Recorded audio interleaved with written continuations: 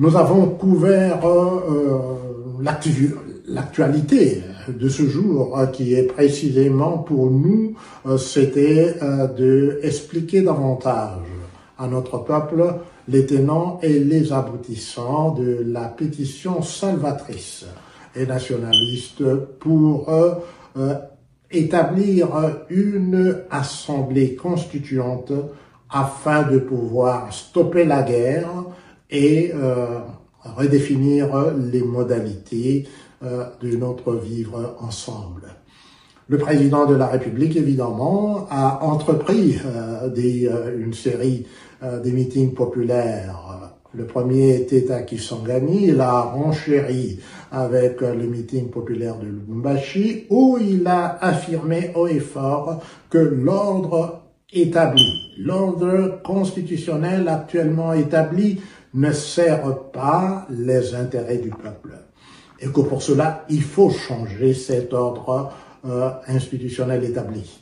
Mais là où le président, et c'est ce que nous avons dit notamment, est mal conseillé, parce que le changement de l'ordre constitutionnel établi ne peut pas être la prérogative du président de la République et il ne peut pas le faire à travers une commission de révision constitutionnelle qu'il envisage de mettre sur pied au début de l'année prochaine.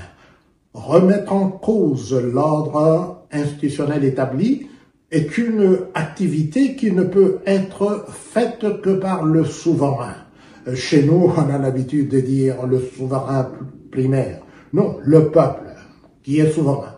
Et c'est pour ça que nous avons initié cette pétition. Le président de la République peut s'en saisir lui-même pour convoquer un référendum, parce qu'il n'est pas tenu de faire ce qu'on est en train de faire maintenant, d'essayer de mobiliser le peuple par des pétitions factices afin de pouvoir entreprendre une révision de la Constitution.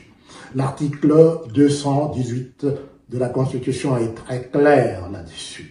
Une pétition pour réviser la Constitution en temps de guerre ne peut pas se faire parce que l'article 219 l'interdit formellement.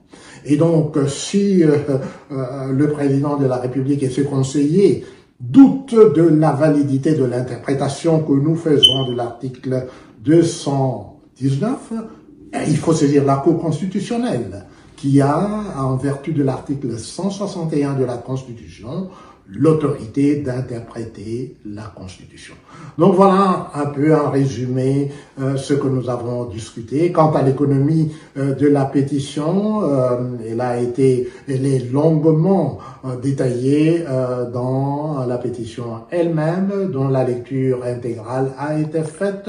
Je résumerai que nous préconisons une assemblée nationale, une assemblée constituante composée de 549 personnes et représentant toutes les couches de la population, depuis la présidence de la République, la primature, l'Assemblée nationale, le Sénat, les provinces, les villes. Donc, il ne s'agit pas d'une remise en cause des institutions actuelles. Il s'agit de donner l'occasion et l'opportunité au peuple souverain d'agir pacifiquement pour changer l'ordre établi, parce que c'est ce que le président de la République a entrepris de vouloir faire lui-même, mais à travers un mécanisme totalement inapproprié. Voilà, je vous remercie.